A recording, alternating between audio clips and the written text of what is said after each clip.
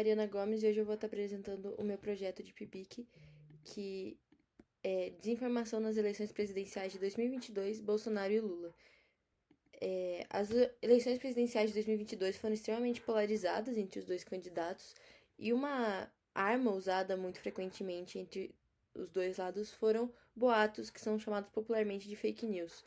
Por isso, agências de checagem como o Projeto Comprova, que é o objeto da minha pesquisa, lideraram o combate à desinformação ficando na linha de frente.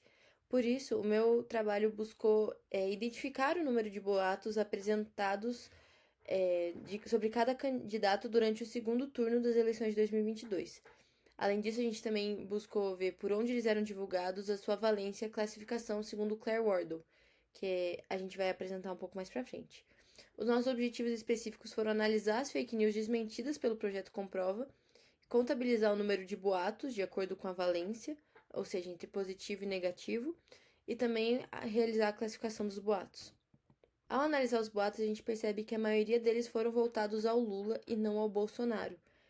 E além disso, a maioria dos boatos do Lula foram de valência negativa, ou seja, falando mal do candidato, enquanto o Bolsonaro, mesmo tendo menos boatos, a maioria também era negativa, mas tinha uma valência um pouco maior de boatos positivos do que comparado com o Lula.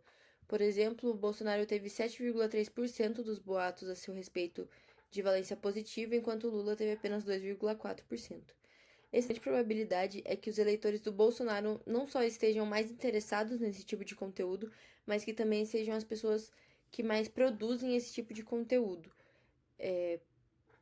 tanto pela valência quanto pela quantidade de boatos apresentados. A gente também percebeu que a maioria dos boatos disseminados usavam fotos ou vídeos, ou seja, boatos imagéticos apresentavam um sucesso maior em compartilhar a mensagem desejada, com 75% dos boatos sendo em forma de vídeo.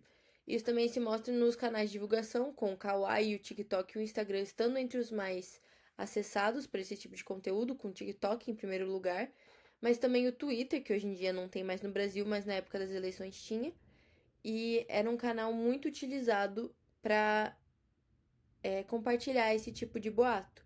O que é interessante porque o Twitter não é conhecido como uma rede social de vídeos ou de fotos, é mais focado no texto, e mesmo assim se mostrou como um dos canais principais desse tipo de conteúdo.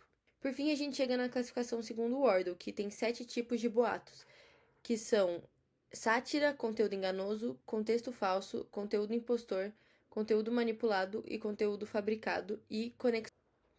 Essas categorias mostraram um grande equilíbrio, mesmo com o contexto falso estando em primeiro lugar.